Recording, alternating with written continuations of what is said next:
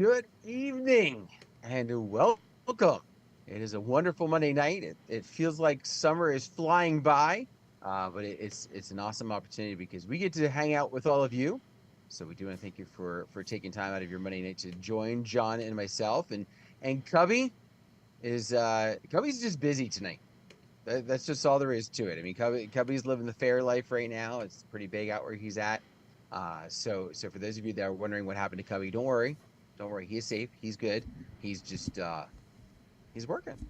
So one of his big contracts for the year is playing 10 dates or whatever the Iowa State Fair is, and he does trivia there. So yay for Cubby. He's been doing that for quite a long time and has his regulars there and has a lot of fun with that. So yeah, he'll be back next week. So, Dan, tonight we've got our topic. We're going to be talking about 10 things that the new DJs or beginning DJs need to know, and we're going to break these up into segments similar to what we do in a question and answer night. So there will be a little break, like a 5-second break between those.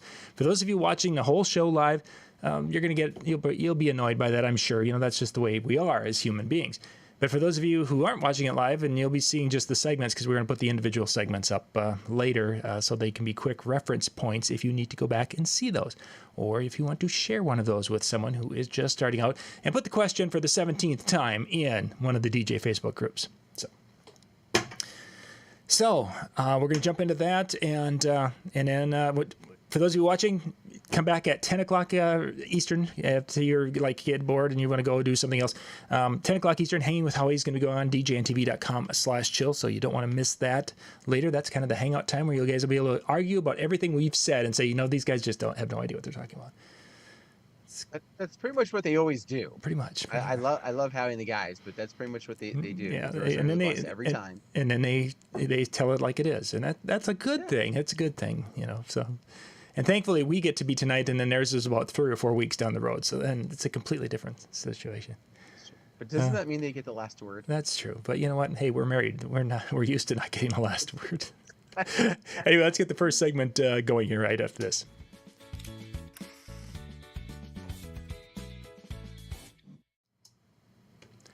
So the first thing in our 10 things you need to know, and actually there's a couple of bonus ones we're going to hit in this also, is the type of business you run is really important. And you need to really start, I think, from that point.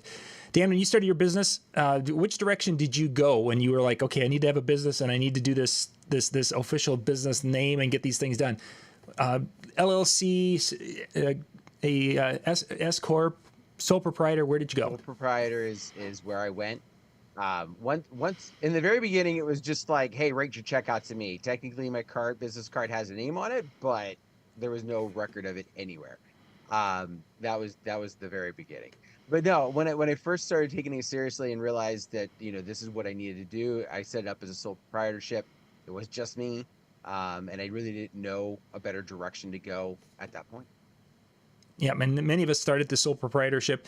The big thing with it, though, is in order to do to get some of the next steps in this, you need to have this done. Whether you'll be registered with your state, maybe a local, and you need to be on the national level to have your business, whatever, all registered and done properly, and making sure you're not infringing on someone's trademark, which happens quite a bit, unfortunately. Sole proprietor is what many of us start with.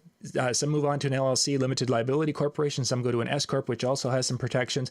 There's different tax advantages with each one. And if you're wanting to get into that and you're like, whoa, this is really interesting, don't ask on a Facebook group. Go spend the $20, $30, $40, for 5 minutes or whatever it'll be, and talk to an accountant. I don't know what they're charging, like $100 an hour. I don't know. But it would be 1 hour with them is going to save you a lot of headache and a lot of problems down the road. So go hire a professional who can give you an educated opinion as opposed to the Facebook group jury over there. Well, and they're going to know your local situations, right? They're going to know your local deals and the state situation where Joe Schmo that chimes in might be under a different circumstance, at least when it comes to the state level type things. And even in our Facebook groups, we have international DJs who are coming in there. So now we not only have difference in between state and state, sometimes between county and county, then we go from country to country. So there's just so many levels, and it's just best, as you say, to find that local person who's going to know what they're talking about. Hopefully. All right, let's jump to our second one here tonight.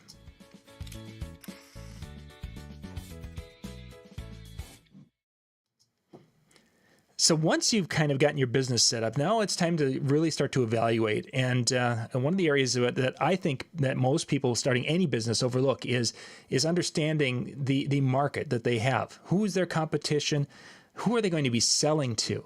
And Dan, how have you gone about kind of getting your head wrapped around this side of it when you have to start evaluating what's potential and who's out there? I think it's, and we kind of skipped over this a little bit in the last one of the direction that we want to go. But as far as the type of DJ that you're going to be looking at, figure out who you are trying to target, not necessarily ideal client, and that's another whole can of worms I'm sure will open. But just the idea of, what type of market are you going for? Are you doing weddings? Are you doing parties? Are you going to go after the bar scene? Are you going to go after the club scene? What is exactly that you're trying to do? And once you have that, then you can start to say, okay, I'm going to pick this area, and these are the people that are known in my area for doing this. And it doesn't take long for you to do some quick searches, or even look at some, if it's weddings, right? Looking at venues, and you can see in their social media posts who are the DJs that tend to be at those locations. So start picking the places that you want to go, and this works for bars as well, because they're going to promote whoever their entertainment is For for that sure. night. But it gives you an idea of who they are, who's there, and then you can do kind of your own research on them. Ideally, just make connections, because a lot of the DJs are going to be nice enough about it, and the ones that aren't, well, don't talk to them. Yeah, exactly. There's enough good people out there for surely. And I think understanding that what you offer, you may be offering something that is not going to have a ton of potential in your market. That happens. If I wanted to be a bar mitzvah DJ and I wanted to do that in my 50-mile radius market, I don't know if I'm guessing maybe there's been a bar mitzvah that has happened, but I'm not going to, if it is, I don't know of anyone who knows it happened, type of thing. There's going to be opportunities, and there's going to be limited opportunities, and there could be lots of opportunities, and understanding that market. And that's all research. And that isn't just on the computer. Sometimes that means you're going to be going to places, looking, shaking hands. Really, the more you put into this part of it, I think the more successful you will be down the road, because occasionally you'll get into a situation and find out that, whoa, there's just not enough business to support my bar mitzvah business here. But if I'm good at it and I have some talent and I really have a passion for it, maybe I have to relocate, or maybe I have to have another office somewhere and do that, whatever it is. But understanding your market is going to save you, I think, a ton down the road.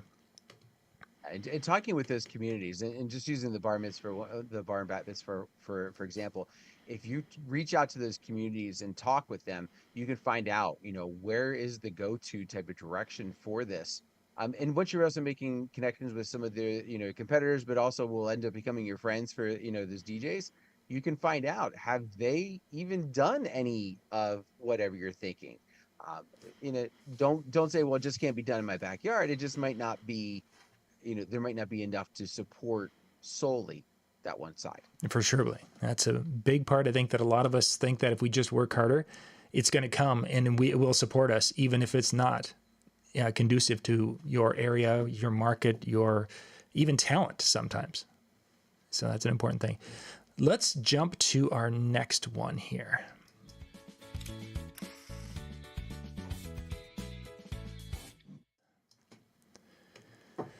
So we're going to switch to kind of more some business topics with our next couple of points you need to know in your beginning. And the first one is dealing with business expenses. You need to know how to keep track of business expenses.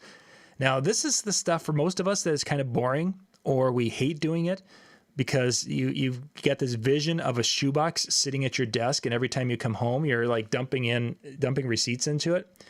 Now, that's how Dan keeps track of everything when he first started. Right, Dan? First started. There's Now, in all fairness, those were my receipts from Atlantic City, and there's some places that required cash only. I shouldn't say required. They're going to charge extra for credit card. I'm paying cash. Yeah. Like I'm done like that. But no, I got to give kudos to you and MJ about this, because there was an idea that we talked about one night with this idea of tracking that I think is going to be absolutely key, and is going to save a ton of headaches for a lot of people. And that is to have, first off, a business credit card, right? And use that for all of your expenses on your business, because then at the end of the year, it's tracked. There's not digging out that receipt. There's not going to try and find that PDF. It's tracked. And depending upon the level of the credit card, it may even be broken down for you, which makes it Yes. even nicer. Mm-hmm. That has So really come on. definitely, you guys, that saved me. Oh my gosh, I cannot believe how much that has saved me over the past couple of years. One of the things that, so having that, so when we go to Sam's Club or Costco and we have to pick up some things for, you know, some supplies for the business, so it's like, okay, there's times we're checking out 3 times in the self checkout.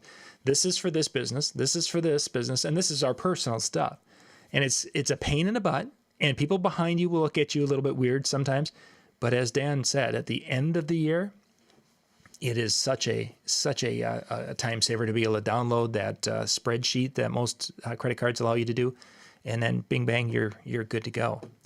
But Not to mention, just I can't imagine the number of uh, pieces, well, say expenses that I've just not written off mm-hmm, because I've lost the receipt or I forgot about it or I just didn't have a great way of tracking it. And so it's like, yeah, I caught most of them, but there's probably quite a few that I let slip through the cracks just from I'll just kind of call it pure laziness, pure unorganization, right. and not having that quick just download the Excel sheet or whatever it is Mm-hmm. from the company.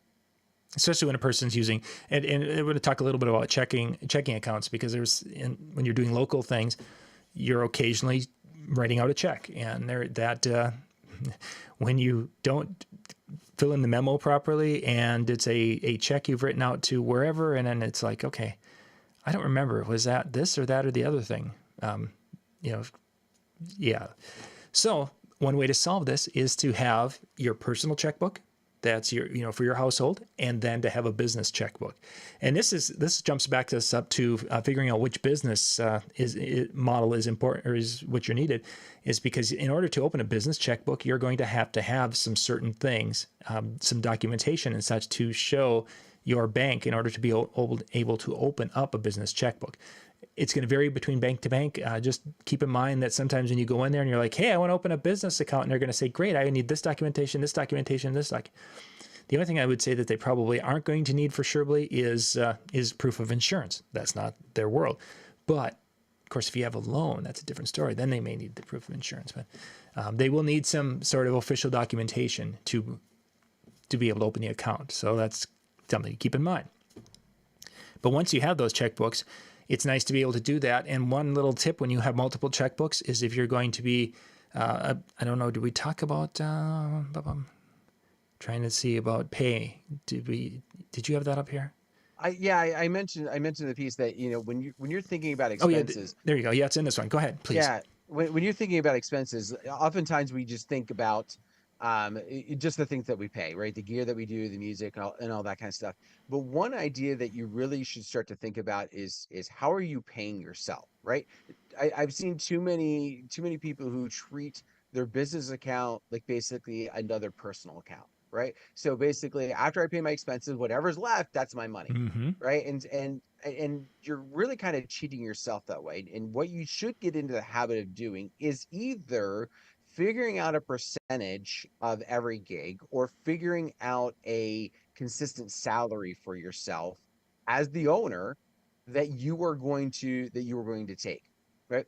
And then by doing it that way, either one of those ways, you're guaranteeing yourself that you're always going to be making money, right? You're guaranteeing that you're going to have it, and you're also going to guarantee, I shouldn't say guarantee, almost guarantee that the business is going to have money in it to do the things that you need it to do, to replace the gear when something breaks, to make that upgrade that you've been eyeing for a while and you've been wanting to do, but you didn't know if you'd have the money. If it's in the business account, it becomes an easier way to do it. Certainly. And when you depending upon how you set it up, and this kind of goes back to some of that, you know, LLC, sole proprietor, and those kind of pieces, there are, again, talk to the accountant, tax ways that you can set it up, because now you're taking a salary, and if you set up the business, I'm not the accountant. We'll just say talk to the accountant about how that can work for if you're paying yourself as opposed to just the money sitting there. And I think one things that people, when they start talking about this, okay, if I pay myself, what happens if the business account, all of a sudden I'm upside down and I have an expense or I need to buy a piece of gear? Again, accountants, they're one to talk to, but there are ways of loaning, you personally loaning the business money and such. There are things out there, and they have ways to handle it. Not going to go into super details, but some of the things that we get concerned about, once we learn how to do it properly, we can survive. One book I will mention here is a book by the title Profit First. If you haven't had a chance to, if you've never read that or haven't run across it, Amazon, Kindle, whatever you do want, go there and get it. Just to give you a quick little synopsis of it, basically is that the first thing you do is figure out what you want to make, and that you pay yourself first, then you pay the other expenses. And it's kind of a change up from a lot of other business ways, but I think for most people, it is a great way to think about running your business, and then eventually get to the point where you can run your business that way. And again, if money is needed, there's ways to work with that. But having that account where I've got my business account, I have my personal account, and I can cut myself a check and transfer it over, and now I've paid myself for my time, whatever it is, and then the business has got its money to run on. And sometimes that might make you make a decision on saying, maybe I can't afford the newest uplights, and I'm going to have to make that my 2022 uplights work for 2 more years. That happens. But at least you're making an intelligent decision based on facts rather than emotion. And sometimes that's a good thing to do. And I will say from a personal side, so when I started doing this process, someone gave me this idea of taking that percentage and doing it that way. I found that my business became much healthier, right? Yeah, I've raised my prices, and I'm sure that's helped quite a bit. But having that split in what was coming to me and what was going to the business allowed the business itself to grow within its body, right? And to have that bank account piece to go to it. And I'll throw an extra piece in there as well. When I decide to do an upgrade, as long as it doesn't take more room in the house, my wife is like, "Are you paying with the business money?" And I said, "Yes." And she goes, "I don't care then." So that has helped, because when it was from my personal account, we had to talk through everything. Yeah, I like that. It doesn't take more room in the house. No, honey, this won't take any more room. I'm just throwing our bed out. So we're going to be sleeping on subwoofers now. But hey, they're really nice subwoofers. Especially when they're turned on. Yeah, there we go. All right, let's jump to our next topic.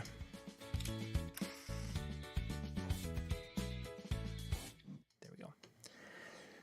So the next one, again, we're going to be in a couple of business ones. This one is knowing how to protect your business. And there's a lot of different avenues with this one. And Dan, I want to kind of, when did this side of it become a concern for you? Because I think for a lot of people, it doesn't happen right away.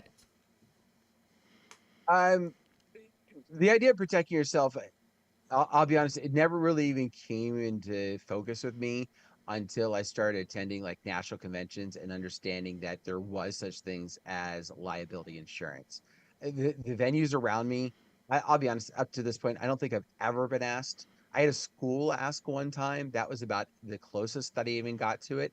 But I never had a venue ask for proof of liability or anything along those lines. So it was one of those, as I kind of learned the better way to run my business, I realized that I should have it. And because, again, if something were to happen and they wanted to come after whatever might happen, they want to come after me, I could be losing a lot of personal things. Right. Especially with the way things are set up for me. So I did not want to put myself in that position. I started realizing that I needed to have something. And I also realized how incredibly inexpensive it is to have that in liability insurance, something that, again, I assumed was going to cost me thousands of dollars before I actually ever pursued information, and then realized, oh, for liability, I'm, under $200 or whatever it was at the time. Yeah. And yeah, that suddenly became the no-brainer. And for those out there listening to this and they're thinking, well, I'm going to have an LLC, limited liability corporation, and that will protect me. Maybe. And this is one of those areas that when a potential for lawsuits exist, there's going to, unfortunately, if somebody gets hurt and it looks like you were involved, you were in the room, or you were part of whatever, you can be named. And sometimes an LLC or a sole proprietorship, or not a sole proprietor, a corporation can protect you and give you some separation between the business and you. Sometimes it doesn't. So just to count on that, not a good idea. I've talked to DJs who said, I don't own anything. Let them come after me. I'm a single guy. I live in an apartment, and the most expensive thing I own isn't my car. It's my Jordans, tennis shoes, and my controller. Those are the two most. I don't need liability insurance. That is true, but what you're then guaranteeing is if something would happen and it's your fault and you do get sued and you lose, you're going to be having to possibly file bankruptcy and hoping that will fix things, and it may or may not. So liability insurance, as Dan said, is kind of a cheap for what you can get out of the get for potential problems down the road. But then there's other things. That's just the liability if something happens. But then there's potential damage to business or stolen gear. And a lot of people have gone the route of having an inland fire. Is it an inland marine or inland fireman's or something insurance policy that will cover the gear. And it's so many dollars per 1,000 or 100 or whatever, however they figure it out. And you've got some will ask you to list gear, serial numbers, or just take pictures, whatever. There's a lot of things to it. But the idea behind that is that if your trailer with your DJ stuff is stolen and you've gone and you've done the steps properly, that you will have help getting the gear replaced. So you're not going to be completely out. Now, the question with that one becomes does a person do that, or do you self-insure? I haven't had gear insurance in 20 years. I think once we went from multi-system down to just the 2 or 3 of us, it's like if something happens, so be it. It's almost like the extended warranty that you get. Now, I'm not talking about cars, but like when you go to the store and you're buying some electronics and they go, all right, for $30, it's like, okay, well, what percentage of that is that really going to be? And what's the chance that this actually breaks? It becomes that game that you're potentially playing, with that. But I think as John said, I think, and this is just my personal, is that self. I know for a couple of years I did have it insured in case anything's, was stolen or something like that. It is a lot of hoops to jump through. If you have a bigger group, or you have maybe you're in a situation where it's more likely to happen, or the risk is higher, then it might be worth it. Otherwise, taking that money that you would have put and set aside and earmark it, like actually maybe having a separate account that you just throw, transfer money into out of every gig or out of every month, and say, okay, this is my insurance, right? This is my, and just have that building there. And then once you've got set to cover, then you don't have to make any more payments to it. Yeah, exactly. You can use that as a little savings account, that knowing that, okay, once it hits $5,000, beyond that becomes my annual pizza money. So when I'm going to buy pizza, that'd be good. Pizza would be good. That might be. So then we've now we got to transfer into vehicle, because a lot of us, of course, have to use a vehicle to get to where we go. Well, if we're using it for business, many of our homeowner policies will not cover the vehicle if it's being used to transport a business gear to a business location to do business. Varies by location, varies by state, varies by company, but it very entirely could be that your car insurance would not cover if you hit someone and you were on your way to a show, as an example. That's a tough pill to swallow, because business vehicle insurance can be a nightmare to get into and to get, and expensive.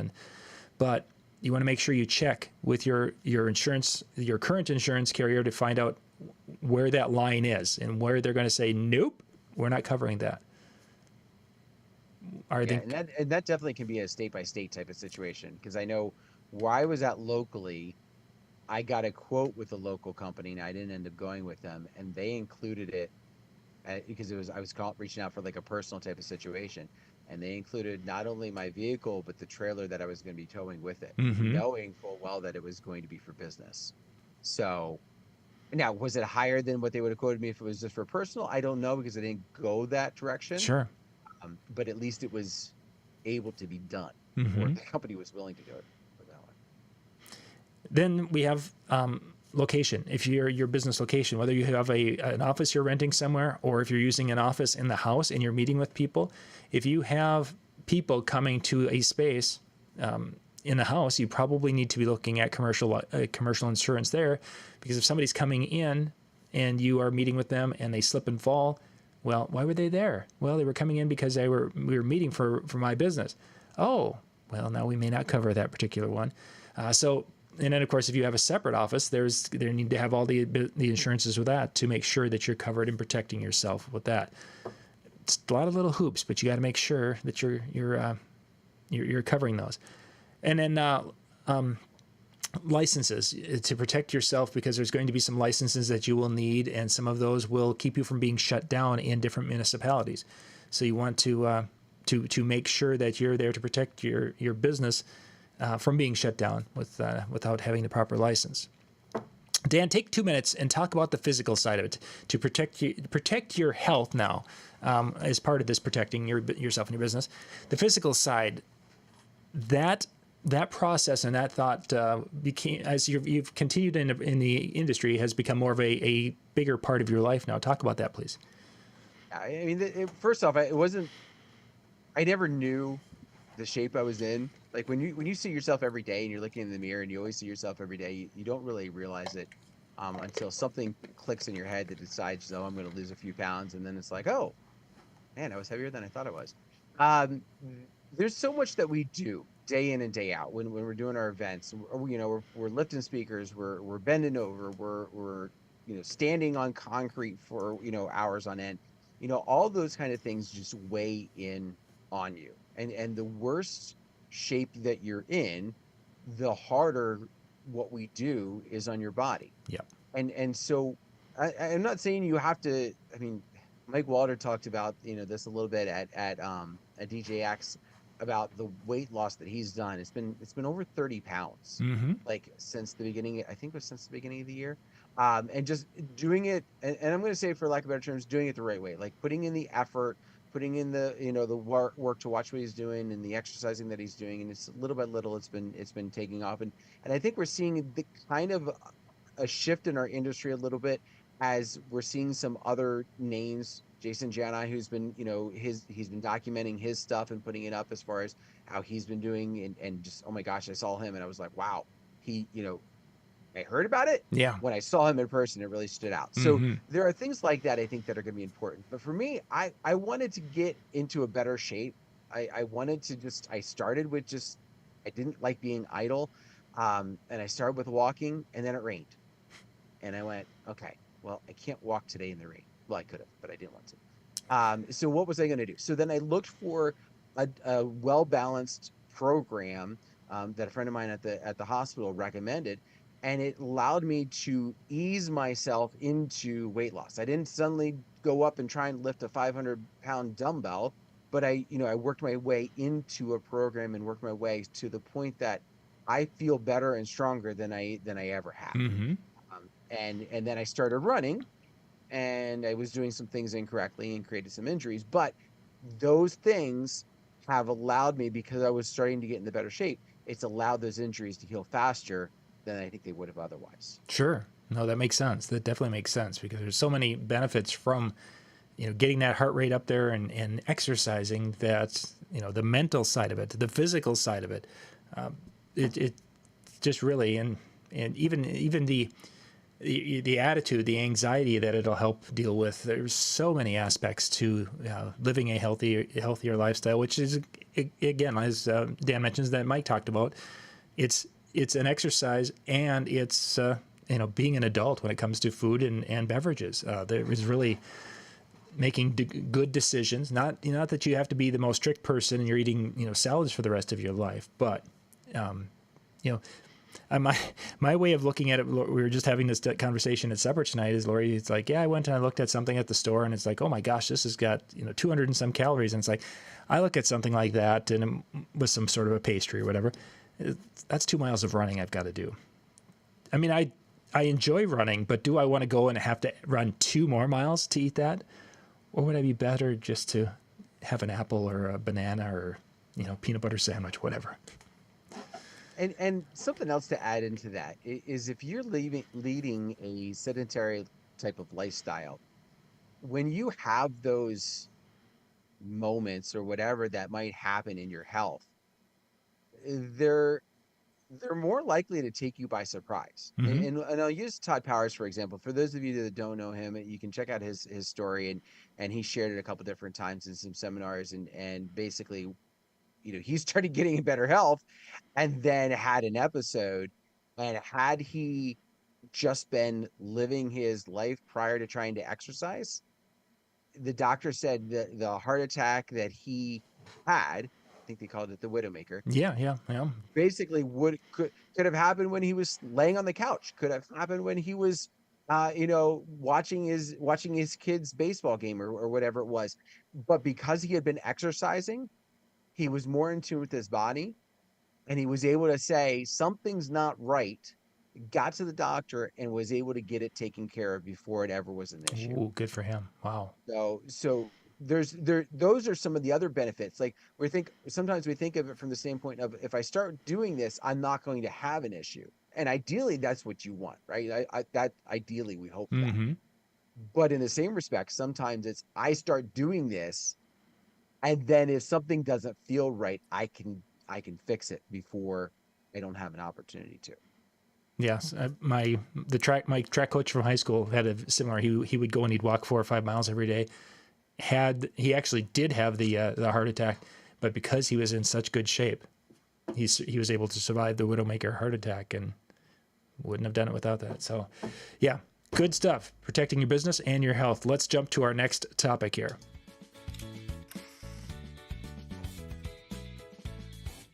About 20 minutes there.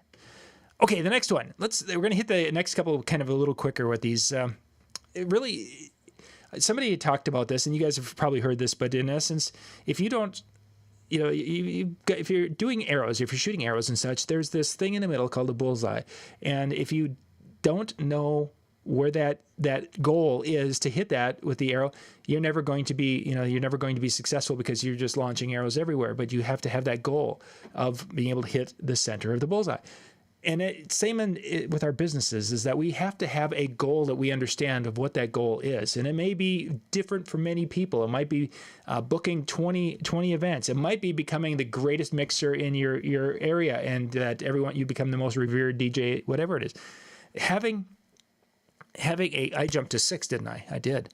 Yeah, it's all right. It kind of fits too with both of those kind of fits together. Actually, let's just combine the two. But having that goal and knowing where it is important, because then you can take and go from that goal, and you can have little steps to get there.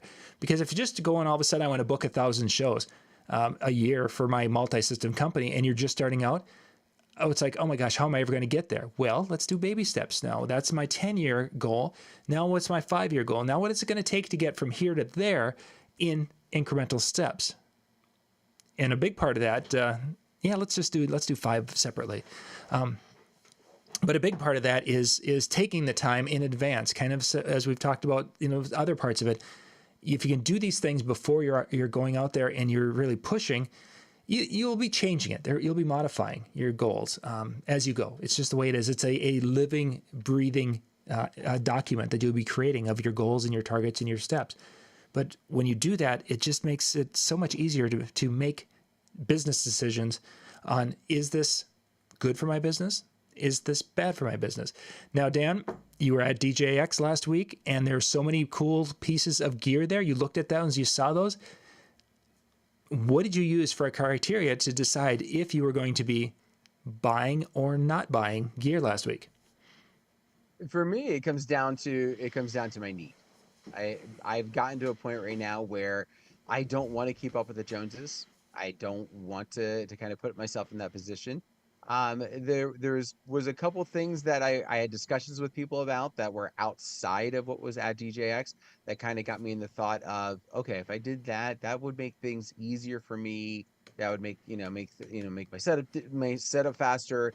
That cool factor, as nice as that might be, doesn't necessarily fit in to my decision, just because if I did that, kind of what we talked about before, I think my business would go belly up. There's so many cool things that are out there, but what's going to fit with what I foresee the direction my business should go. And that's been the other thing is, if you talk to me, maybe even just 6, 7 years ago, my goal and what I wanted out of my business was different. Sure. It was different, and it's going to lead into it, what we're going to talk about next is going to kind of lead from that. But as I kind of got into it and I realized, that's great and all, but now I got that sitting over on my shelf. That didn't help me any. So when I made one purchase, I made one big purchase when I was there. And it was something that I kind of went in knowing, okay, I'm definitely going to get this type of product. What is it that I'm going to buy? And that was my final, that's how I did that decision was I wanted it. Yeah. And you had an idea of how that you were going to implement that. And I think that's the part that sometimes is that, okay, we see something, ooh, that's really cool. I'm going to buy it. And then I'm going to figure out how to sell it, or I'm going to figure out how to implement it into that. And when you put the cart in front of the horse, sometimes you get lucky and the cart goes in the right direction, but most of the time the cart goes into the ditch. And then it ends up on my shelf back there, sitting, being the next chocolate fountain back there. And there's the philosophy of, sell first and then buy. I'm leery about that kind of thing because I also think that sometimes you can find yourself, if you don't recognize the amount of work that goes into it, you can find yourself getting stuck. Mm-hmm. Because you're like, oh, that sounds great. And you start to sell it and you get a client that buys into it and you're like, oh, this is awesome. And then you get it and you're like, oh my gosh, this is like way too much work for what I wanted to do. Yeah, for what I can make on it. Yep. And that's another like potential thing that you got to keep in mind with your goals is, what amount of work, what amount of time do you want to spend on that, to reach the goal that you have? Right. If you mentioned about the 1,000 events with your multi-app, if that's a goal that you have and you want it for 3 years from down the road, you're going to have to be putting in a ton of time. Yeah. But if you're like, you know what, that's an attainable goal in 10 years, just throwing out yep. Then without having to marry the business to do it. For sure. And that really jumps us back up to our second one of knowing your market and what the potential is. It all ties in together. So let's jump to our next one.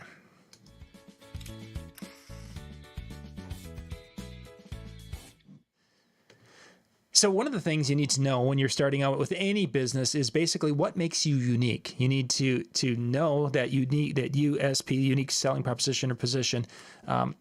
But you need to know what you're selling that's different. And Dan, you put a good note on this one, and I'm going to let you kind of take it for a little bit. Because your unique selling position is not that you can rock the party. I don't care who you are. That is not your unique selling position, because I will tell you what. Every DJ and their brother who comments on a post of somebody looking for a DJ on Facebook, that's what they say. I can rock the party. You got to hire me because I can rock. No. That's not what's going to set you apart.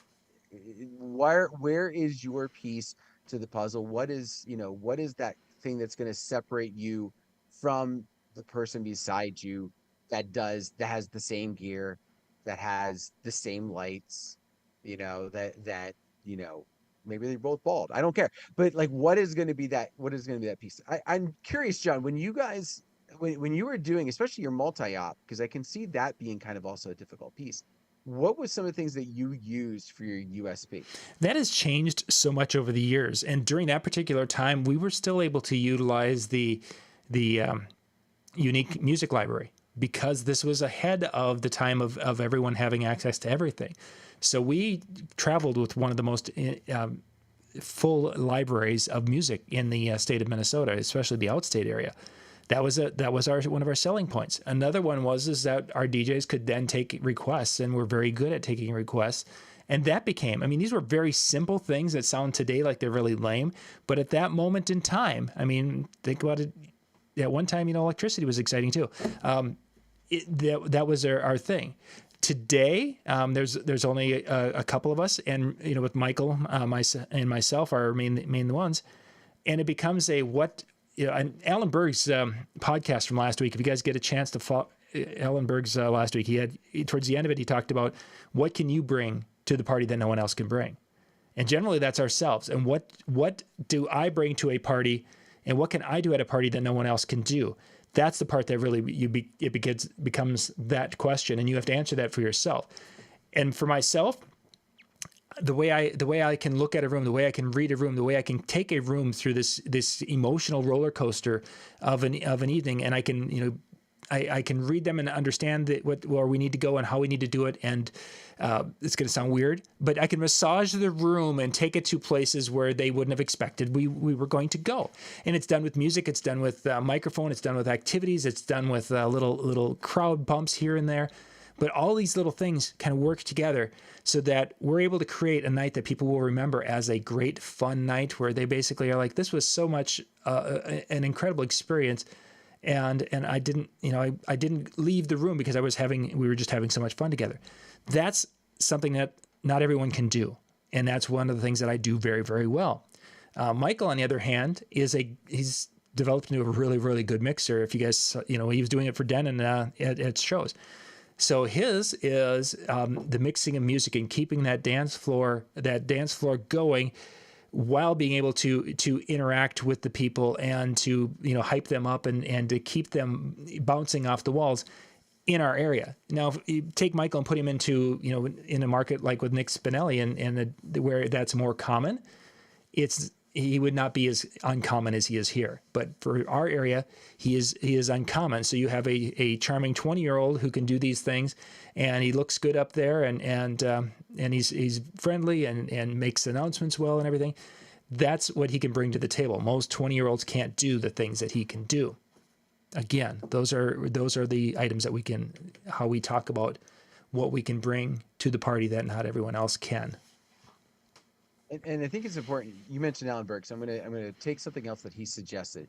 And if you're struggling finding your USP, print out your reviews and go through and highlight the things that you see repeated over and over and over again from your former clients.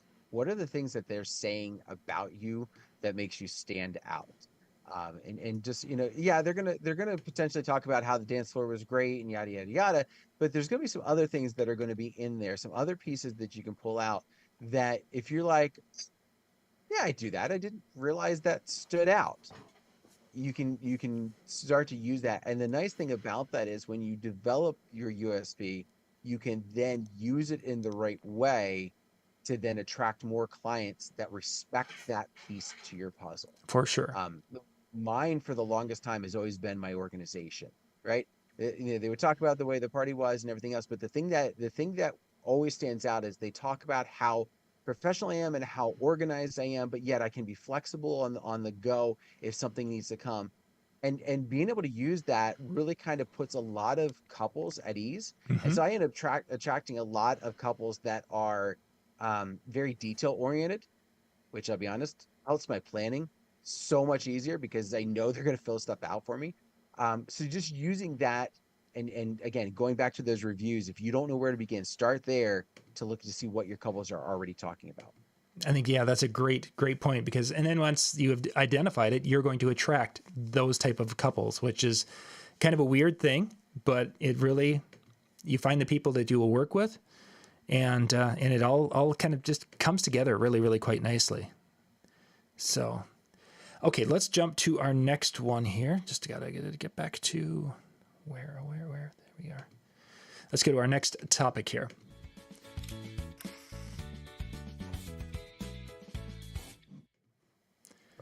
So number 8, Dan, why don't you take that one here? I've got to do some stuff here in the background. So go ahead and jump to the number 8 one, please. Sure. So one of the biggest components that you're going to have starting out is just this idea of how to get your name out there, right? Like you can start and you're like, I'm going to be a DJ, and tomorrow I'm going to be a DJ, and nobody knows how to contact you, and nobody knows how to reach out to you, Mm-hmm. right? You can be the greatest bedroom DJ in the world, but if you don't have a way to be able to get your name, to get your marketing piece out to everybody, it's not going to mean anything. So you need to start to establish what you're going to spend your time, energy, and finances in to get your name promoted more. Icon at DJX had mentioned that, a few years ago, we would use a lot of our marketing money, finances, right, for pushes and for um maybe bridal shows and different things like that. Right. And even Mike Walden referenced this, where before they used to do a lot of showcases at bridal shows. They've kind of taken a lot of that money. Both groups really kind of mentioned this, taking a lot of that money and now using it towards content creation, whether that is focusing their energies on social media and what they're doing there, or whether it's just getting that content and then working it up so that it looks great and sending it out. Hmm. So it's one of those things, you have to figure out what's going to work best for you. And the other thing is, look at those that are around you and be different. Right? If you've got 10 other DJs in your market that are all doing the same type of thing on Instagram or on TikTok or whatever it is to gain notoriety where you're at, you need to break the pattern. You need to go in a different direction. I'm not saying you don't use Instagram, but don't be them, right? For Be sure. something different to catch that attention and do that. And look to some of the people that you admire. Your style is different. It's got to be you. It's got to be your message. But how they're going about it would give you that right inspiration to kind of kick your marketing up a notch or two. Yeah, I think the idea of taking their money and investing it differently is such a huge thing. I mean, we've been in this business myself for 30 years, and I've obviously there's been different areas of it, and the idea of having a person who's there to catch that content. There's your advertising budget. That's the person who's next to you with the camera, and instead of taking 10% of every gig and putting it towards your bridal shows and your marketing, it's 10% of that money's going towards your camera person now. And that can be a great way to think about it, because I know a lot of us, we struggle. Like I go out by myself. I don't have an assistant. And it's really kind of hard to go, I need to hand over money from the wedding for this person. Like Yeah. it's hard to get that idea. But if you think of it from the standpoint of, well, I mean, I don't know if you want to itemize it this way, but it becomes like exactly you said, like a marketing, because while they're assistant, they can also be a content capture, because your your phone or your camera sitting on a stand static is not going to grab the same energy as someone using your phone to capture you doing different things. And yeah, when it can move from, again, Nick Spinelli has done a wonderful job of this, where they're going from Nick to what he's doing and then over to the crowd to see response. And just that trifecta is absolutely fabulous and so valuable for what he's doing. So, okay, let's jump to the next one. We've got a couple more to hit before we wrap up and send you guys to hang out with Howie in just a few.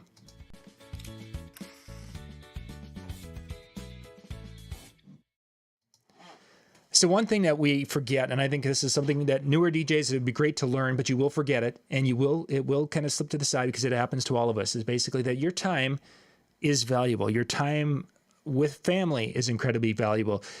The thing is, with your friends and family, they want to go in and do things on weekends, and that's the time when we as DJs are working.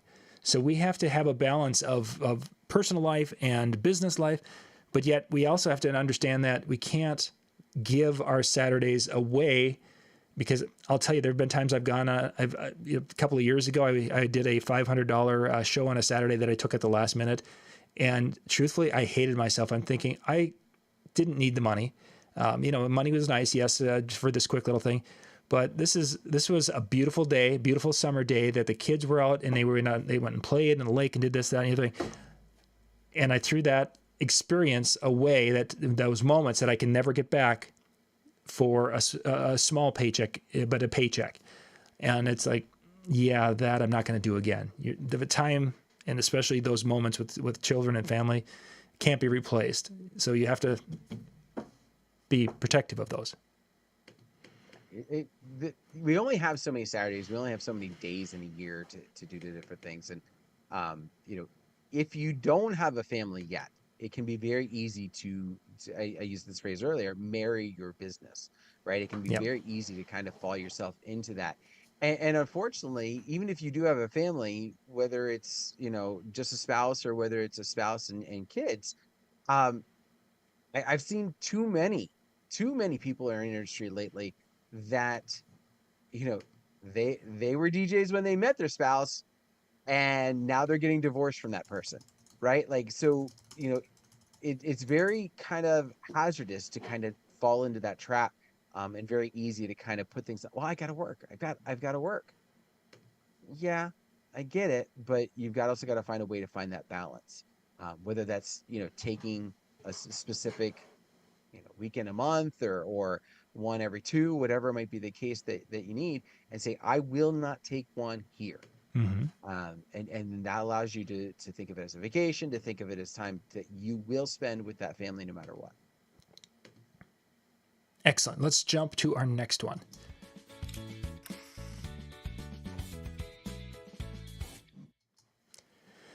So we've talked about business. We've talked about a lot of things around that idea.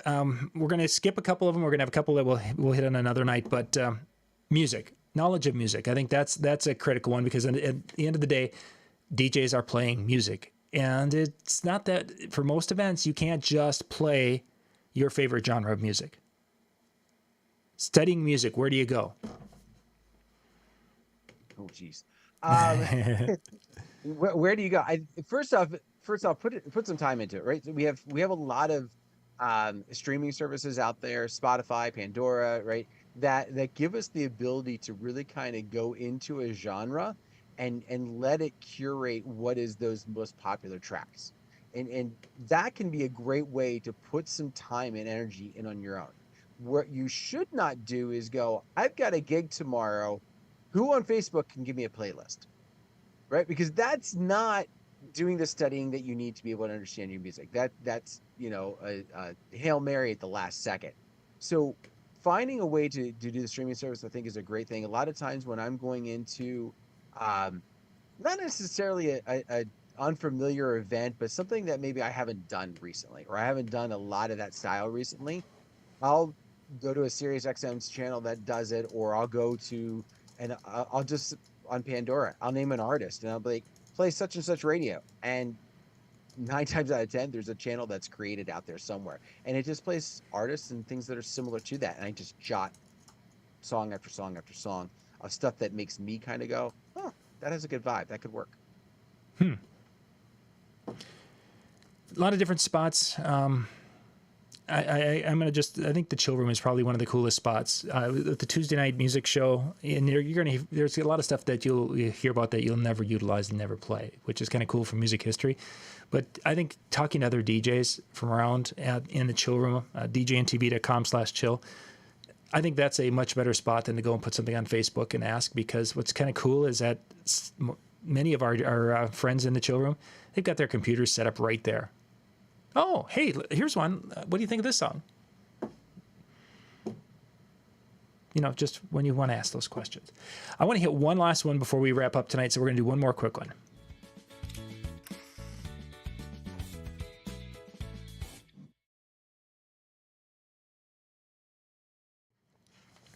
So the last one, and it comes to buying gear. We're going to hit this one quick. You can buy it on Amazon. You can buy it from a dealer. Dan, you made a good point in one of your videos here on Wednesdays that drop every Wednesday morning about this very topic. So I don't want to say more responsible way. I don't want to say the more adult way to do this, but I think the right way is the way we're going to call this when it comes to buying gear. And go. The right way is establish a relationship with a company. I think there's two things that really come into mind when doing that. One, what are you going to get where you're going to get your support? If something goes wrong with what you bought, not just can you replace it, but are they going to help you troubleshoot? Are they going to help you? Do they care enough about you to try and come alongside you? And then the second thing is, are they supporting the industry? Right? Do they take the time out to help the DJ industry in some form or fashion, or do they just, and you want to buy something? Yeah, send me your money. I gotcha. Right. I think that's a big difference, because there's thousands of companies across the US that you can buy from. But it's going to be the ones that fit those criteria.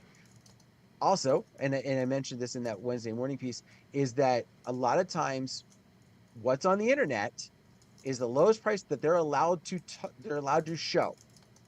But if you establish a repertoire, or establish a rapport, there we go, with a company, they are more likely to give you a better deal for repeat business, right? You keep going back to them. Hey, we know you spent quite a bit of money with us lately. We're gonna give you a little bit of a discount Mm-hmm. to keep you coming back. Or they might throw extra things at you that are just ways of saying thank you for what you do. Because especially the ones that see those pieces in that business, they know, and they want to keep that going. They don't want you to go to Amazon, right? That doesn't help them in the end. And again, you're not getting the best deal on Amazon. You might be saving on shipping, you think, but you're not getting the best deal, I promise you. Yeah, it sometimes doesn't work. Doesn't work that way. If you want to buy, a phone charger that that you're going to have to be throwing away in 6 months because it dies, go for it. But for things in your business, invest properly. Okay, Dan, we are out of time. Holy cats, things have gone quickly. DJNTV.com/chill, hanging with Howie. They're having a little problem with the microphone, but they'll be hopefully up and running here in just a little bit. But you can pop out there. They'll usually for about 10 o'clock Eastern, they record for about 20 minutes. Then after that, everyone turns on their cameras and mics and chats a little bit. So they'll be getting that going. And then, of course, tomorrow night is the Tuesday Night Music Show. We'll be dropping couple of recorded videos throughout the week. Tomorrow morning, I've got a little spot in Tuesday morning. Dan's got a little spot on Wednesday morning. So, yeah, there'll be a lot of stuff going on. So you can check that out. But Dan, take us home here. Awesome. Well, whether you're a newbie or whether you're a veteran, hopefully there was a few things in tonight's that you went, I like that idea, or that's a good refresher. Whatever might happen to be the case. Thank you very much for taking time out of your Monday night. You have yourself a wonderful one, and we will see you next time. Bye, everybody.